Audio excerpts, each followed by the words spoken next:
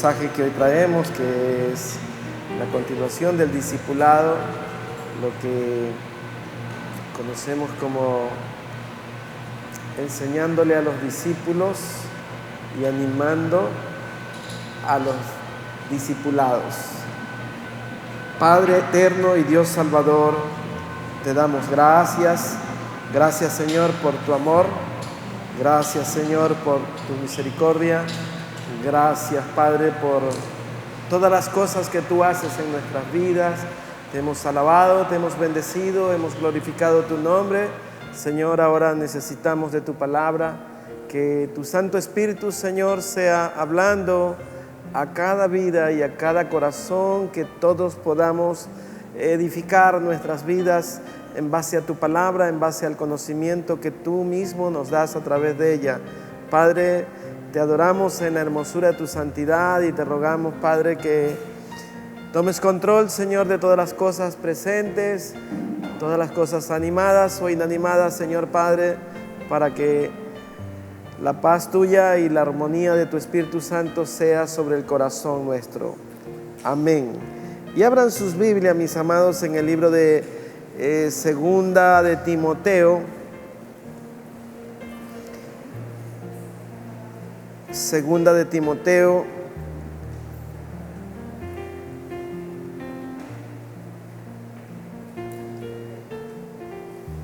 Verso 2 y 3 en adelante. Dice: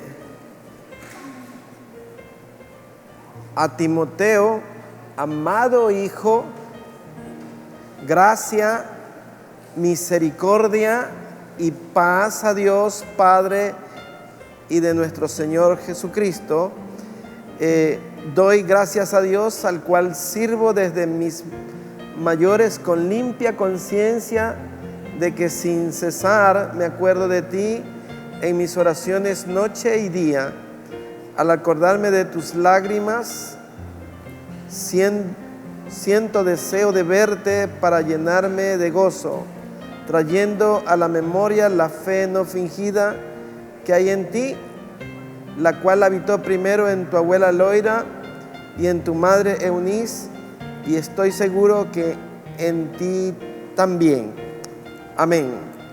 Pueden sentarse, mis amados.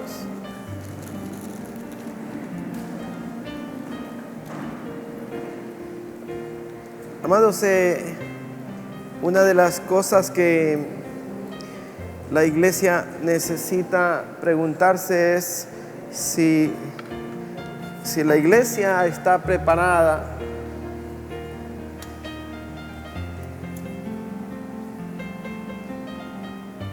¿Está la iglesia preparada?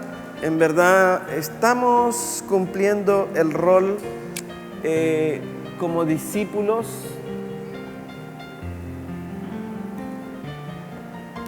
¿O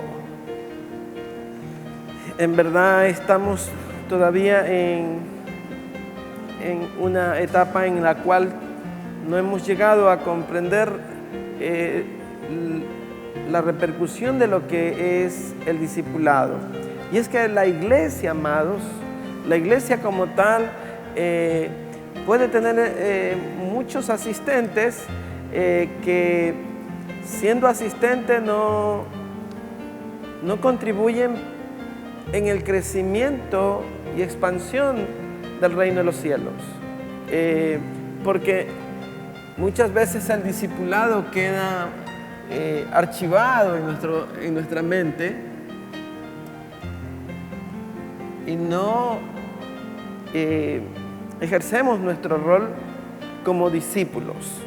Entonces, el apóstol Pablo, amados, que era un hombre de una vasta experiencia, toma a su hijo Timoteo, su hijo espiritual Timoteo, y primeramente que él hace la parte espiritual, y ustedes vean, es conmovedora la carta, porque él empieza diciendo de que sin cesar, dice, me acuerdo de ti en mis oraciones noche y día, y dice, al acordarme de tus lágrimas, siento deseo de verte para llenarme de gozo, trayendo a la memoria la fe no fingida que hay en ti, la cual habitó primero en tu abuela Loira y en tu madre Eunice, y estoy seguro que en ti también.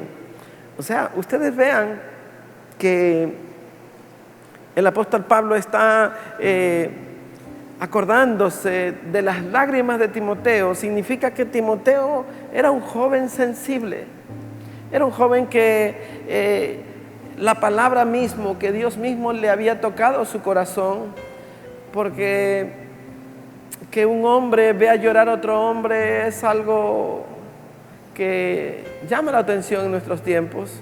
Y él habla de la fe no fingida, ¿no? Habla de la fe que estaba en su abuela Loira, ¿no?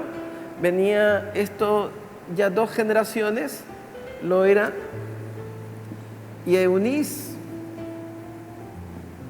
El día domingo hablábamos de la raíz, y el texto en el libro de Romanos dice: y si la raíz es santa, las ramas serán santas. Y esto nos habla, amados, de que la trascendencia de lo que nosotros podamos ejercer sobre nuestros hijos y los hijos de nuestros hijos es tal que un día la raíz mostrará su virtud, porque la raíz tiene una virtud. Imagínese usted, amado, algo que usted no lo ve. Nadie ve lo que está debajo de la tierra, que es la raíz, pero allí yace una estructura que da solvencia al árbol en cuanto a crecimiento, en cuanto a fortaleza, en cuanto a prodigación del fruto que va a tener. Y esto es lo que representa, llámese usted como padre en la carne con sus hijos, o como padre espiritual cuando toma a alguien como hijo espiritual, en donde usted siembra y genera una raíz sólida que está basada en la palabra de Dios, en la fe y en el amor de Jesucristo. Entonces el discipulado, amados, no es simplemente dar un conocimiento bíblico, sino es una estructura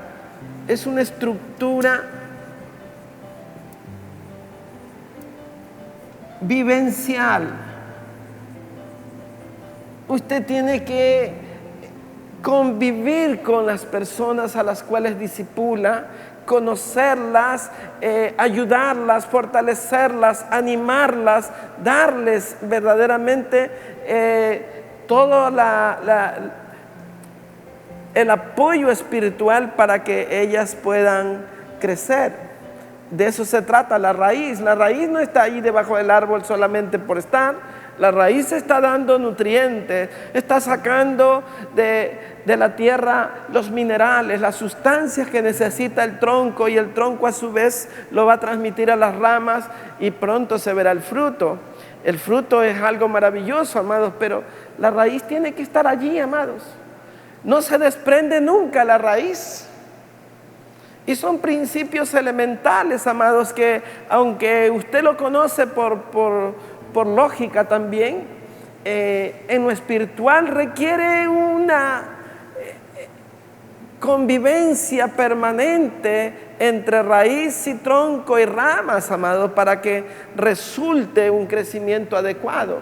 Y una de las cosas que ocurre en la iglesia es que no tenemos esa relación con las personas que hemos evangelizado supuestamente. Usted dice: traje a alguien a la iglesia. Ya, ok, la trajo, pero la iglesia tiene que aprender a discipular. Si no aprendemos a discipular, entonces no hay raíz, no hay ramas, no hay tronco, no hay fruto. Puede ser que esa persona esté evangelizada, haya recibido al Señor, pero si lo dejamos así, él nunca será un discípulo. Y por tanto, tampoco va a discipular a nadie. Y esa es una de las razones por las cuales hay un estancamiento en el crecimiento espiritual. Inclusive, hoy por hoy, ustedes vean, hay megas iglesias de cientos de personas, de miles de personas, pero ¿tienen raíz?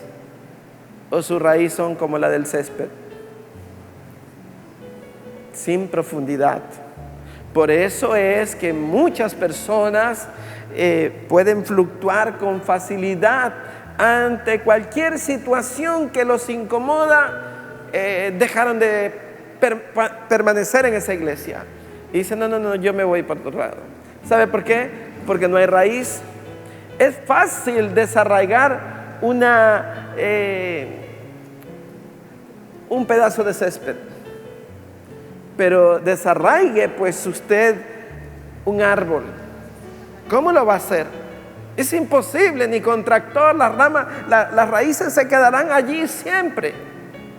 Entonces, eso es lo que marca la diferencia entre una iglesia u otra. Una iglesia que discipula, una iglesia que crece. Una iglesia que evangeliza solamente gana miembros. Y los miembros solamente se suman, los discípulos se multiplican. Esa es la diferencia. Entonces, el punto es que tan animados estamos en el corazón para hacer un discipulado genuino, un discipulado que gane almas, que la mística sea esa, que siempre estemos en esa aptitud. Nosotros tenemos que cambiar muchos conceptos y parámetros de nuestra vida, porque de lo contrario siempre vamos a tener esto, ¿no? Se llenó la iglesia el domingo, hubieron más personas, ¿y dónde están? ¿Qué se hicieron? ¿Dónde se fueron? Recibieron al Señor, nos gozamos porque el Espíritu Santo tocó a las personas, pero ¿dónde están? ¿Sabe qué pasó? No hay raíz. Al no haber raíz, eso nos desvincula del uno con el otro. No hay conexión, no hay crecimiento, no hay enriquecimiento espiritual, no hay fortaleza espiritual. Es una iglesia debilitada, es una iglesia sin capacidad de expansión, sin capacidad de poder generar un servicio adecuado para el Señor. Entonces el apóstol Pablo, amados, conocía el asunto, y veamos en el capítulo 4,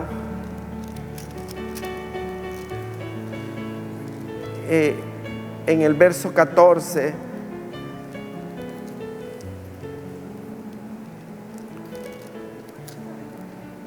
perdón, vamos a seguir en el capítulo 1, verso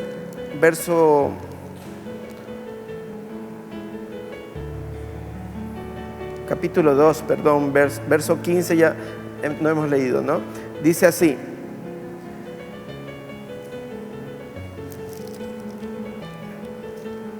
ya sabes que me abandonaron todos los hermanos que están en Asia, entre ellos Figelo y Hermógenes. Tenga el Señor misericordia de la casa de Onesíforo, porque muchas veces me confortó y no se avergonzó de mis cadenas, sino que cuando estuve en Roma me buscó solícitamente y me halló. Concédale el Señor que haya misericordia cerca del Señor en aquel día. Y cuánto nos ayudó en Éfeso, tú lo sabes mejor. Está hablando de el servicio de los hermanos, pero cuando él habla de lo que es su relación con Timoteo, dice en el verso 6, dice: te aconsejo que avives el fuego del don de Dios que está en ti por la imposición de mis manos. O sea, primera cosa, dice que avives el fuego.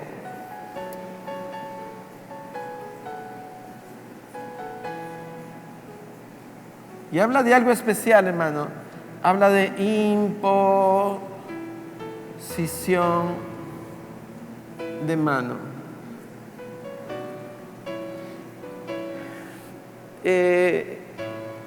Es importante imponer manos, hermano. Manos santas. La oración. Como dijo nuestro pastor Espiazu, profetizándole sobre quien oramos, dando una palabra que anime, una palabra que exhorte, pero que fortalezca el fuego que hay en aquella persona. Ustedes vean la expresión metafórica del fuego, amados. El fuego tiene un poder tremendo, va a consumir toda hojarasca, va a consumir todo lo que es indeseable, tanto en nuestra vida como en las personas con las que andamos. Entonces, eso es lo que estaba pidiendo el apóstol Pablo, y se lo pedía de una manera especial a su hijo espiritual Timoteo. Dice, porque no nos ha dado Dios espíritu de cobardía, sino poder, de amor y de dominio propio. Ahora dice, el verso 8 dice, por tanto, no te avergüences de dar testimonio de nuestro Señor, ni de mí, preso suyo, sino participa de las aflicciones por el Evangelio según el poder de Dios. Le recomienda que no se avergüence.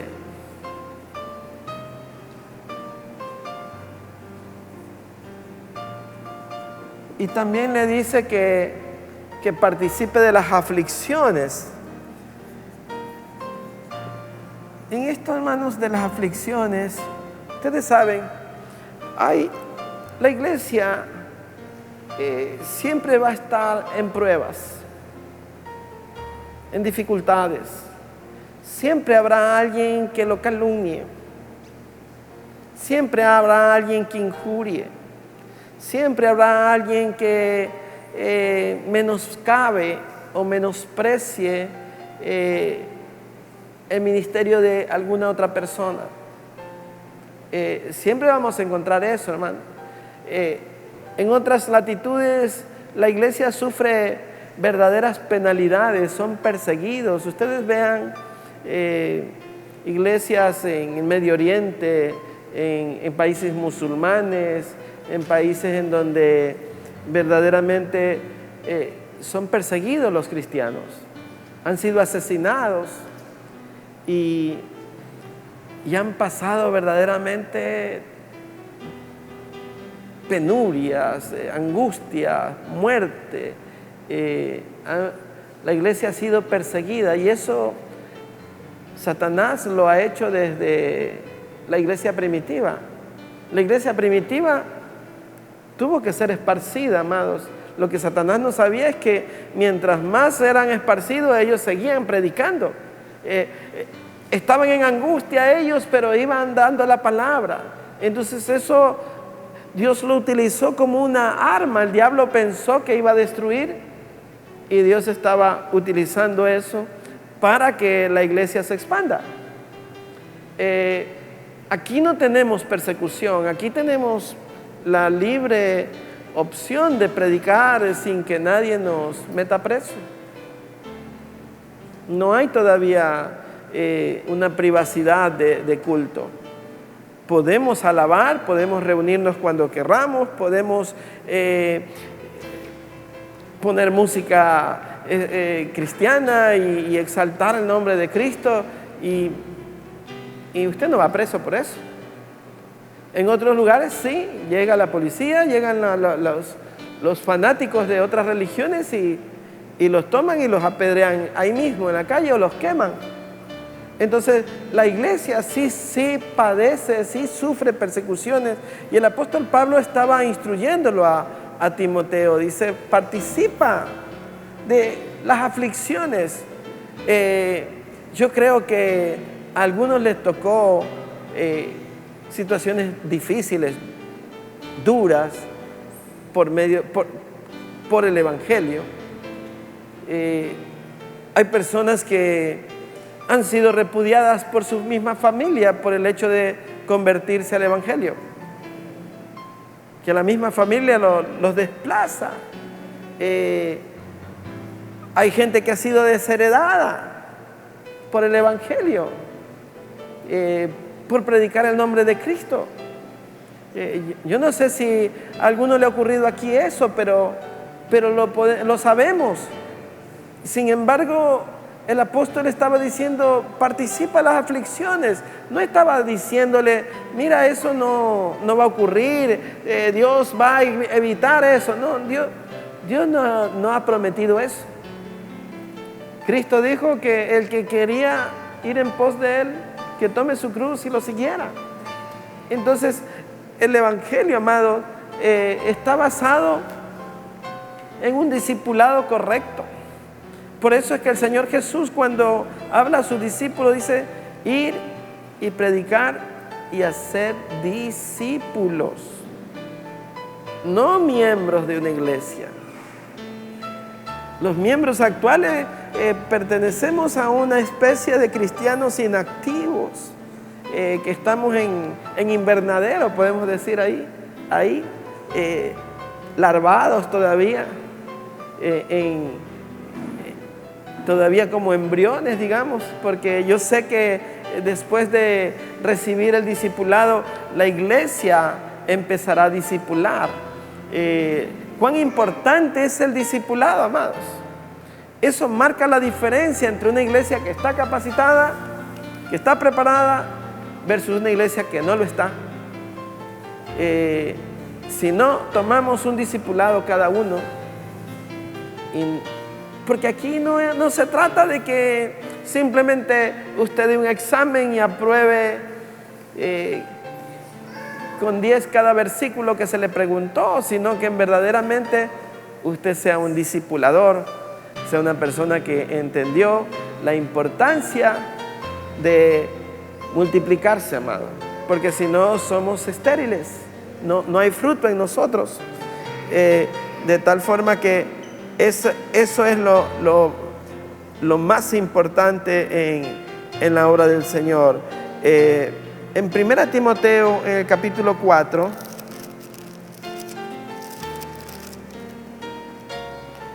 el apóstol Pablo le habla en el verso 14, verso 11 le dice al apóstol Timoteo, dice, esto manda y enseña, ninguno tenga en poco tu juventud, sino sé ejemplo de los creyentes en palabra, en obra,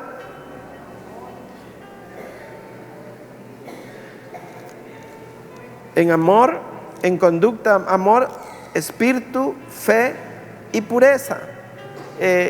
Usted vea qué virtudes el apóstol Pablo está mencionándole a su hijo Timoteo, diciéndole que sea ejemplo de los creyentes en palabra, en conducta, en amor, espíritu, fe y pureza. Entonces, eso sí marca una diferencia, pues, hermano. Sí hace la diferencia entre un cristiano y otro. O sea, la conducta, la pureza, el amor, la fe, sí diferencian lo que es uno y otro, amado.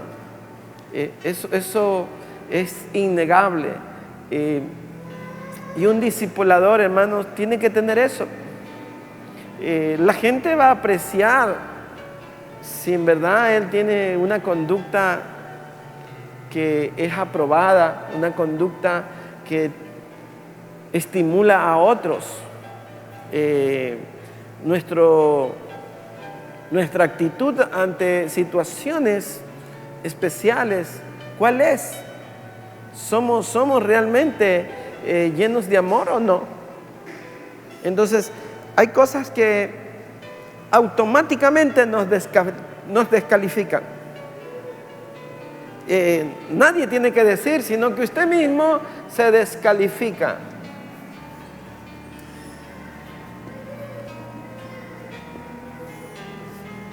Y pierde todo su testimonio que lo pudo haber hecho en muchos años con una sola cosa. Una sola cosa, y dañó su testimonio, lo descalifica. Y el enemigo aprovechará y señalará y hará cosas que nos avergüencen.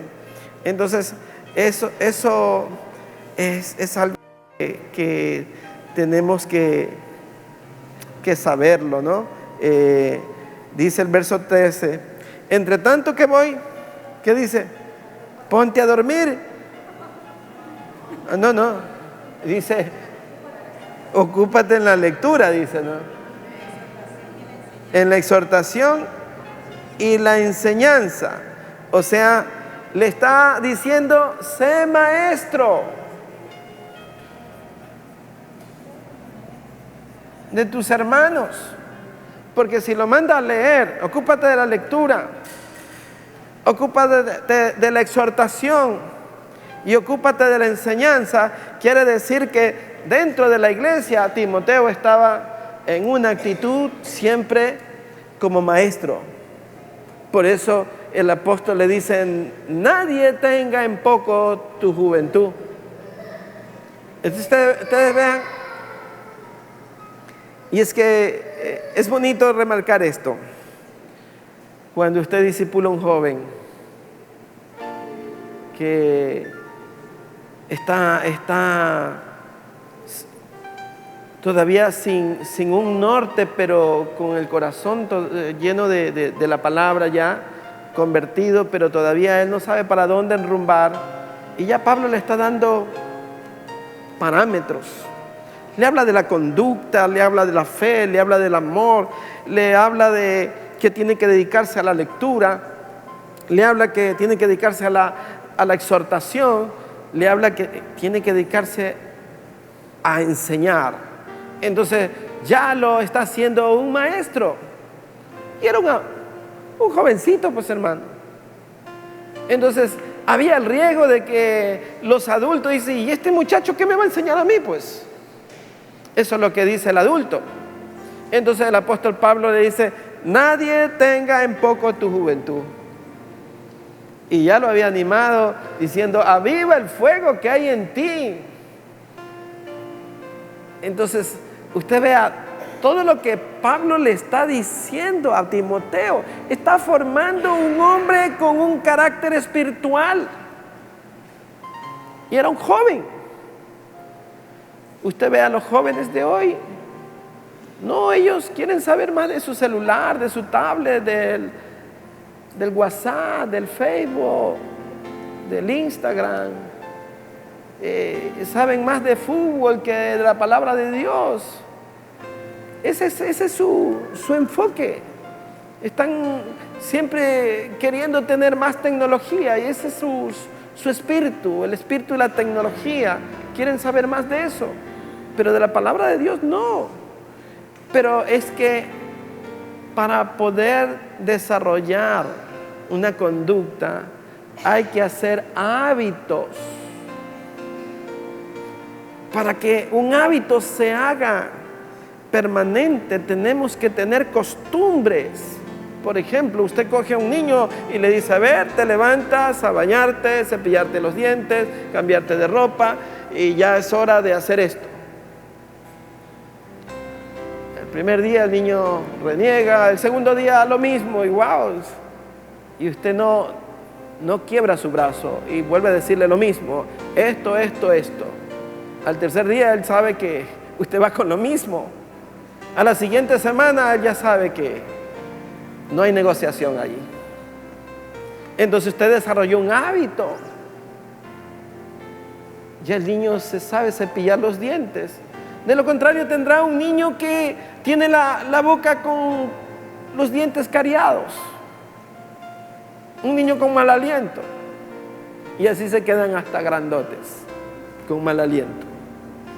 No se puede hablar con ellos de cerca porque, créanlo, hermano, hay gente que no tiene, por decir, solo un hábito. Entonces, yo creo que si dice, dedícate a la lectura entre tanto que voy, o sea, ya era como una orden, ¿no? Había algo que estaba Pablo impregnándolo a Timoteo de cosas que tenían mucho que ver con el crecimiento de él y también de la iglesia, pues, porque ya él iba a enseñar, ya estaba como un maestro, hermanos. Dice aquí, no descuides el don que hay en ti, que te fue dado mediante profecía, con la imposición de manos del presbiterio. Usted ve, amados, Pablo impuso las manos sobre Timoteo. Y es como decir, tú vas a hacer esto. Y le impuso las manos. Fue una palabra profética, como le dijo el Señor al profeta, ¿vivirán estos huesos? Solo tú lo sabes, Señor. Profetiza, le dice. Profetiza. Dios pudo haber dicho, levántense esos huesos. No, pero Él quería hacer la obra con su siervo. Y cuando digo siervo, hermano, hay muchas personas que les gusta que les digan siervo, pero no quieren comportarse como siervo. Se inflan cuando dice el siervo, pero cuando tienen que servir, no quieren servir. Entonces, es importante esto, amados, porque remarcar estos puntos nos hace como que coger las cosas desde el comienzo y ver en qué posición estamos nosotros, con honestidad, haciendo una evaluación, un examen de conciencia, diciéndole a Dios, Señor, redargúyeme, ¿en dónde estoy yo? ¿Cuál es mi rol dentro de tu iglesia? No en la iglesia Jesús el Buen Pastor, sino dentro de la iglesia a la cual tú me llamaste. Yo verdaderamente tengo el fuego del Espíritu por la imposición de manos activo en mi corazón, o está apagado. Tengo todo esto que me hace ser diferente, no por ser diferente de los demás simplemente, sino porque con esa actitud, con la conducta, con el amor, con la fe, yo puedo ganar personas para Cristo Jesús. O sea, no necesita tener una identificación. La gente le va a identificar de inmediato, porque verán en ustedes un espíritu especial, un espíritu superior, un espíritu que hace la obra. Dice el verso 15, ocúpate en estas cosas, permanece en ella para que tu aprovechamiento sea manifiesto a todos. Pues, usted vea, es una instrucción tremenda, ¿no? Dice, ten cuidado de ti mismo y de la doctrina, persiste en ello, pues haciendo esto te salvarás a ti mismo y a los que te escuchen. O sea, la doctrina, hermanos,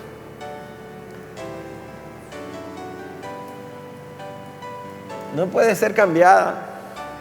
Dice, ten cuidado de ti mismo, ten cuidado de la doctrina, pues ella te salvará y salvará a los que te escuchen. Usted vea que el diablo se metió en la iglesia. Si no, no hubiera tantas sectas religiosas que predican unos una cosa, otros otra cosa, que hay interpretaciones muy particulares de algunos pastores. Dicen, no, esto es así, esto es asado, y la otra iglesia dice lo contrario. Y la lectura bíblica nos enseña, amados, que la Biblia solita manifiesta lo que es y cómo son las cosas.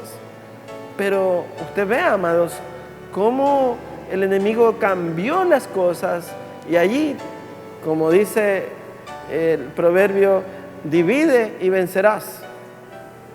Y el enemigo ha hecho verdaderamente estragos a la iglesia dividiendo la doctrina. Entonces el uno dice, no, nosotros somos de esto. Y con tristeza digo esto, usted va a algún hogar y dice, no, es que mi hijo es mormón, y yo soy católica, mi esposo es testigo. ¿Y qué pasó? ¿Dónde estuvo la raíz? ¿Cuál fue el inicio de las cosas? ¿Por qué el uno va a una iglesia y el otro a otra iglesia? ¿Qué pasó?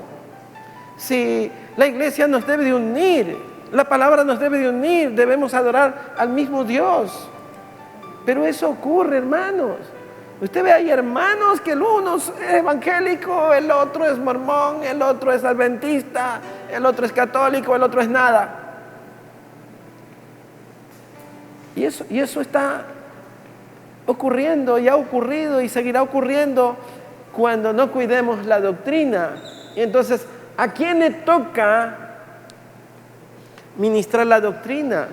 Al padre de familia, a la madre de familia, estar de acuerdo.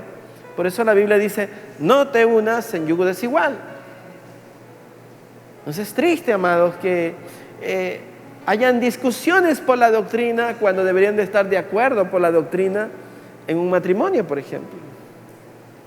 Es tremendo que un esposo tenga una doctrina y la esposa asista a otra iglesia. O sea, eso es un divorcio espiritual, no los va a llevar a nada. Tarde o temprano ese hogar va a fracasar. Entonces dice, ten cuidado de ti mismo y de la doctrina, persiste en ello, pues haciendo esto te salvarás a ti mismo y a los que te escuchen. Esto nos debe de hacer tener claras las cosas, ¿no? Porque de no prestarle atención a esto, nuestra vida espiritual no va a crecer. El apóstol estaba siempre estimulando a su hijo Timoteo. Había algo que él cuidaba de su hijo Timoteo, y como que le hablaba a los demás de que él era especial. Parece que Timoteo era un poco temeroso, pero era obediente. Miren lo que dice en la carta de Primera de Corintios capítulo 16, verso 10. Primera Corintios 16, verso 10. Miren cómo lo encargaba. Me hace recordar de mi pastor Pedro, cuando me decía, el que se meta con él, se mete conmigo. Sí. Dice, el capítulo 16, verso 10. Si llega Timoteo, procurad que esté con vosotros con tranquilidad, porque él hace la obra del Señor lo mismo que yo. Por tanto, nadie lo tenga en poco, sino encaminadlo en paz para que venga a mí, porque lo espero con los hermanos. Usted vea la recomendación, o sea, porque Pablo podríamos decir que era la autoridad en la iglesia, ¿verdad? Y estaba mandando una carta para recomendarlo a Timoteo. Dice, trátenlo bien, que él tenga paz. O sea, estaba diciendo que él hacía la obra igual que él. O sea, que lo consideren a él, que no lo tomen como un muchacho cualquiera, sino que estaba allí, amados, él creando una advertencia espiritual para la iglesia. Entonces, ustedes vean todo lo que se habla de Timoteo. O sea, le prestó muchísima atención en la formación del discipulado que tenía Timoteo. Y Timoteo fue realmente un ayudador tremendo para la iglesia. Sirvió en todo momento, dio fruto como era de esperarse, amados. Y todo lo que el apóstol Pablo hablaba de Timoteo no era una exageración. Y Timoteo venía de una formación también, hermano. Su abuela y su madre también participaban del evangelio. Entonces lo que yo decía, ¿no? Es la raíz, es la raíz. ¿Cómo puede un joven llegar por sí solo a la iglesia? Puede ser que sí sea, gloria a Dios si así es. Pero lo usual es que venga de niño, pues, que su papá y su mamá lo traigan y lo apuntalen en la iglesia. Al comienzo el niño querrá traer juguetes a la iglesia, querrá estar jugando en la iglesia, pero de a poco se lo pondrá en la escuela dominical, participará de cánticos, participará de lectura de versículos, y poco a poco el niño se va involucrando. Pero si usted no hace eso, cuando tenga 15, 16 años, usted le diga, mira, sube para que hagas alguna cosa. No, le va a dar vergüenza. No va a querer. Y será tarde, amado, para quererle sembrar la palabra. Porque hay el pensamiento de que es que no hay que forzarlos, no hay que presionarlos, hay que dejarlos que ellos solitos busquen. No, amados. La Biblia dice que tenemos que forzarlos a entrar. Fuérzalos a entrar, dice. Arrebátalos del fuego, arrebátalos del infierno. Y tenemos que tener vigor espiritual para estimular a nuestros hijos. Es verdad que no lo va a traer con el palo, pero tenemos que nosotros ser ejemplos de ellos, pues. Lo que el apóstol Pablo decía, con firmeza, con amor, participando de la lectura con ellos, enseñándoles de a poco, y ellos van despertando, porque la palabra de Dios, amados, es una semilla y va a dar fruto en el corazón de ese niño. Él creerá todo lo que usted le enseña por la palabra, y cuando tiene 8 o 10 años ya tiene una formación espiritual. Pero qué doloroso es ver a un niño de 10, 12 años que no tiene una formación espiritual. ¿Cuándo la va a tener? ¿Cuándo lo va a formar? Ya y pronto él tendrá otras inquietudes y lo atrapará el mundo.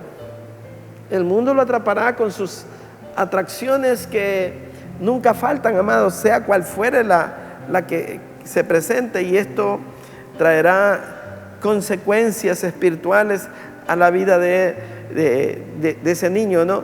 Entonces tenemos claro esto.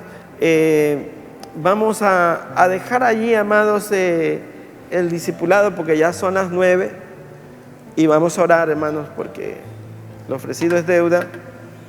Solo 1 hora para que no se me cansen, pero mañana seguimos. Amén.